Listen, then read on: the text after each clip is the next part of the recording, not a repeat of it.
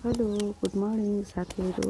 यो हाम्रो तराईको वर्षभरि हुन्छ नि, यो गाईको गोबरको क्या, गाईको भैँसीको भनौँ न गोबर हुन्छ नि, त्यो गोबर जम्मा पारेर अनि त्यसपछि यो गुइठा भन्छौँ हाम्रो थारू भाषामा, गुइठा। अनि गाईको गोबरको गुइठा बनाएर यो वर्षभरिको लागि दाउरा होइन, हाम्रोतिर तराईमा विशेष गरेर हाम्रो थारू समुदाय र तराईतिर बसोबास गर्ने अर्को मधेसी समुदायमा यसरी गुइठा बनाउने प्रचलन रहेको छ होइन। पहाडतिर त अब के भन्छ, त्यो रुखहरूको दाउराहरू होइन सङ्कलन गरेर त्यसरी खाना पकाउने प्रचलन रहेको छ भने हाम्रो तराईमा यसरी गाईको गोबरको गुइठा बनाएर अनि सुकाएर होइन, त्यो टन्नै देख्नु भएको छ नि, ठाडो पारेर राखेको हो।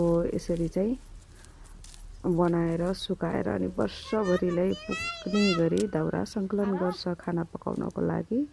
अनि बिचमा सन्ठिहाल्छ है।